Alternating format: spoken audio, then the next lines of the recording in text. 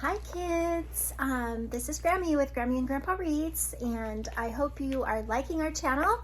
Make sure you subscribe, and I'm going to read you this book today called Thanksgiving at the Tappletons. It's written by Eileen Spinelli and illustrated by Marianne Coco Leffer.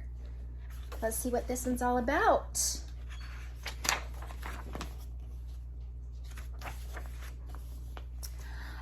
Thanksgiving, let's move that a little bit. Okay. Thanksgiving at the Tappletons always is a big day. Thanksgiving at the Tappletons meant, of course, the Tappleton family. Mr. Tappleton, Mrs. Tappleton, Jenny Tappleton, and Kenny Tappleton. So that's them. And grandmother and grandfather Tappleton, and Aunt Hedda and Uncle Frizz, and of course the turkey and the trimmings. Who comes to your house for Thanksgiving? It was still dark when Mrs. Tappleton lit the oven and took the big turkey out of the refrigerator. Just then someone knocked at the kitchen door.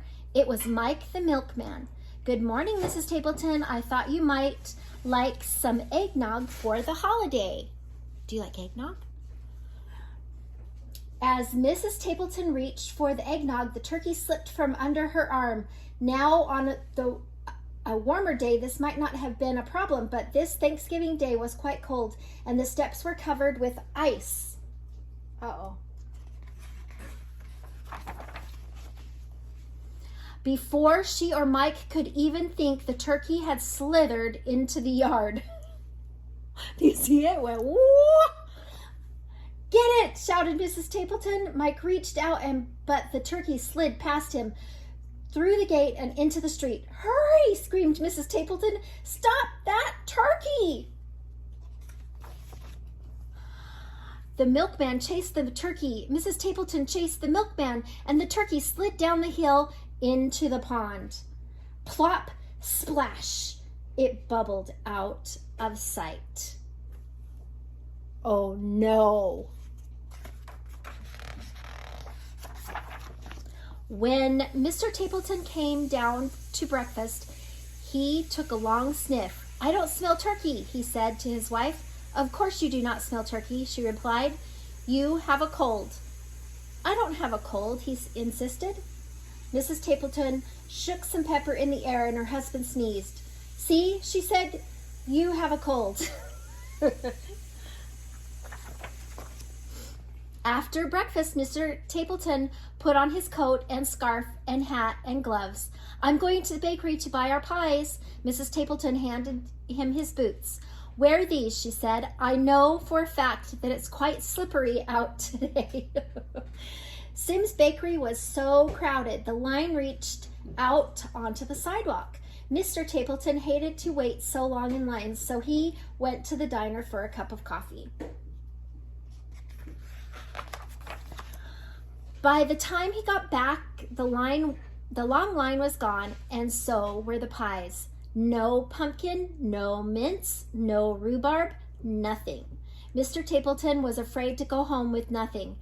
"2 boxes tied up with string, please," he said. Mrs. Sims stared at him. "You mean 2 empty boxes?" "That's right." He gets home. "My, they feel light," remarked Mrs. Tappleton. "Certainly they are light," retorted Mr. Tappleton. "Miss Sims prides herself on how light her pies are." Mrs. Tappleton set the table. She called to her son, "Kenny, you may make the salad. There's lettuce in the crisper and carrots and radishes too." Kenny's face grew pale. Just yesterday, he had emptied the crisper and fed all the vegetables to the rabbits in Mr. Butterworth's class. How could he tell this to his mother? He couldn't, so he covered the empty bowl with aluminum foil and stuck it back in the refrigerator.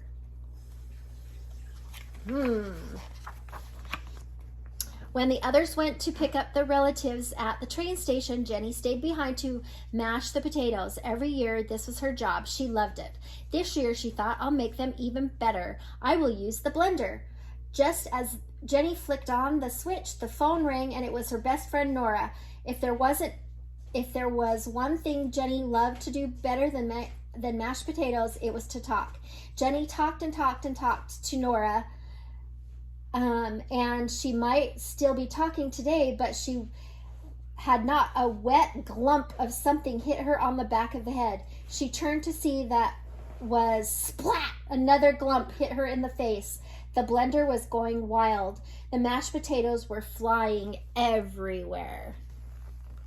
Uh-oh.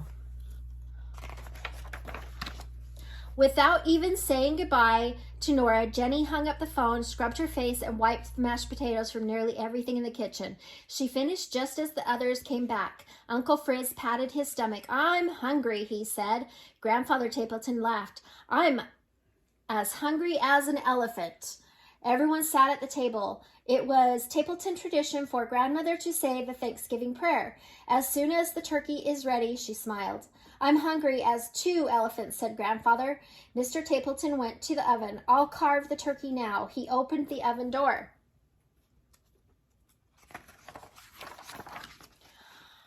The turkey's gone!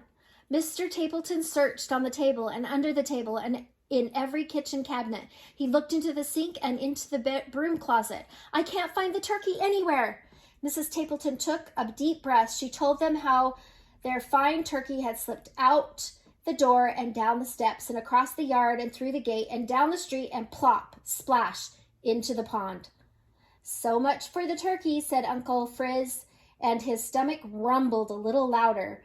Never mind, said Aunt Hedda good-naturedly. We'll fill up on the trimmings.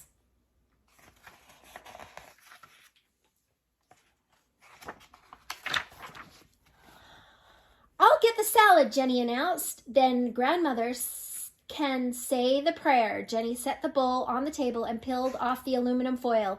Everyone stared at the salad that was not there. I fed the rabbits at school, confessed Kenny. Uncle Frizz looked downright gloomy.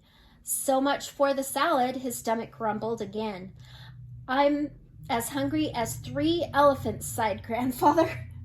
Kenny jumped up. Well, we'll have mashed potatoes. He brought the pot from the kitchen and lifted the lid. I was on the phone, said Jenny meekly, and the blender went wild. So much for the mashed potatoes, Uncle Frizz's stomach grumbled even more.